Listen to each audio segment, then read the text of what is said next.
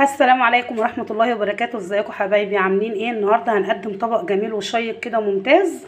ممكن تقطعوا جنبه طبق سلطة محترم حلو وتبدأوا تفطروا بيه، تعملوه غدا. هو طبق القرنبيط الجميل ده. يلا بينا حبايبي نسمي الله ونصلي على الرسول صلى الله عليه وسلم ونشوف عملنا القمر ده ازاي. خشوا شوفوا الحلقة بإذن الله، هتستمتعوا بيها كتير. ودعوة حلوة منكم كده ولايك جميل وكومنت حلو كده في قلب التعليقات. ويلا بينا نخش نشاهد الحلقة. ازيكم يا اجمل اخوات في الدنيا؟ عاملين ايه؟ النهاردة هنعمل حلقة القرنبيط او زهر القرنبيط. زي ما انتوا شايفين القرنباطية اهي معانا.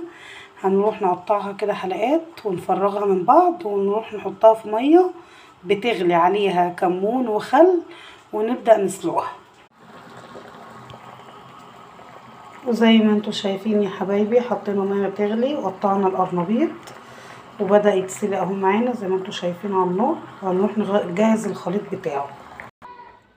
زي ما انت شايفه اهو يا حبيبتي، احنا سلقنا القرنبيط بتاعنا اهو وجهزناه على مصفى صفيناه. ومعانا بقى الخليط المكونات 4 بيضات،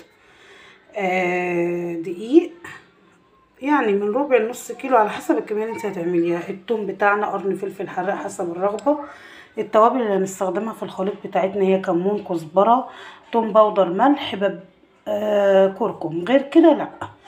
والميه والعسل دي بتاعت السليق دي مش هنرميها، هنستخدمها. وطبعا انتوا هتقولوا فين الحليب؟ احنا مش هنستخدم حليب النهارده نظرا للظروف والجو اللي احنا فيه والحاجه الغاليه، عشان ما نكلفش ونعمل افتكاسات كتير ونقول بدون بيض وبدون حليب. لا، احنا هنستخدم لبن بودر معانا في الوصفه، بس هروح اجيبه علشان انا نسيت احطه في الوصفات معانا. اهو يا حبايبي رجعنا جبنا بقيه المكونات معاكم. اللبن البودر اهوت ما يعادل من معلقتين كبار، معلقه ونص نشا، باكو بيكنج باودر علشان الماده الرافعه، والنشا طبعا لزوم القرمشه، ومكعبين مرق الدجاج. يلا بينا نسمي على الرسول، نصلي على الرسول صلى الله عليه وسلم. هنجهز هنا معاكم كبه وهنخلط فيها كل المكونات دي، هنروح نضربها ونجهزها معاكم.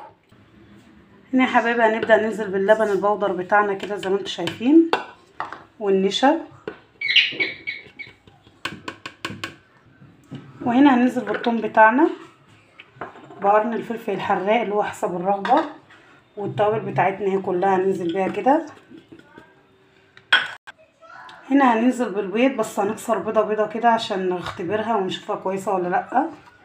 هنا يا حبايبي بعد ما كسرنا البيض كله هنبدا نضرب الخليط ده كله. احنا لسه منزلناش بالدقيق طبعا ولا بميه القرنبيط هنستخدمها ازاي.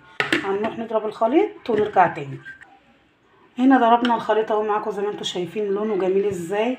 هننزل كده بالدقيق واحده واحده، وهنبدا ننزل ميه القرنبيط اللي احنا سلقناها بيها، مش هنرميها.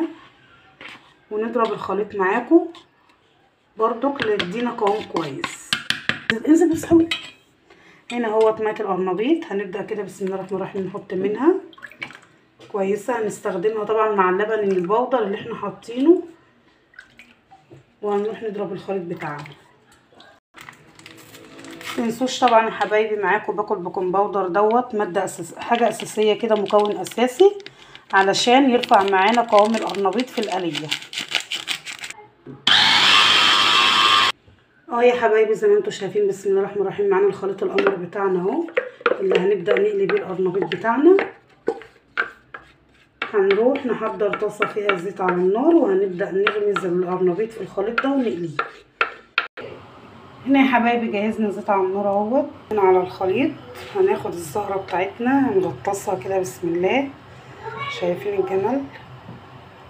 بصوا شايفين ما بتنزلش، ما شاء الله الخليط بينزل خفيف جدا. هنبدا كده نغطسها بالمنظر ده كلها.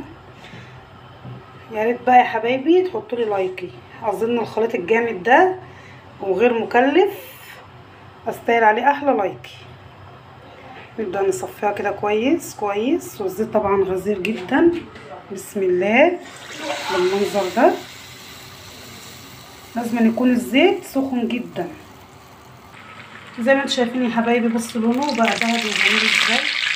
هنبدا نطلع كده ونكمل بقيه الخليط بتاعنا، نكمل بيه الزهر بتاعنا.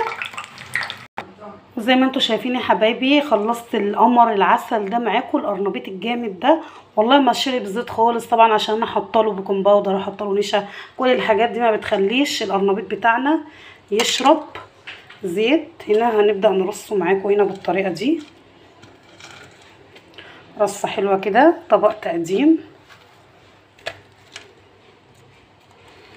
وطبعا احنا مجهزين خلطة معاكم مسبقة، اللي هي الخضرة، مقطعين خضرة اهي علشان التزيين مش اكتر، محبناش نحطها طبعا معاكم في الخليط. وكده يا حبايبي ما تنسونيش بدعوة حلوة من قلوبكم كده اهو، زي ما انتوا شايفين كده الجمال. الجمال عدى الكلام، عدى الجمال زي ما بيقولوا يا حبايب قلبي. بصوا شايفين، الله اكبر على الجمال، الله اكبر. تنسونيش بقى في شير ولايك واشتراك، واستودعكم الله الذي لا تضيع ودائعه. والسلام عليكم ورحمة الله وبركاته.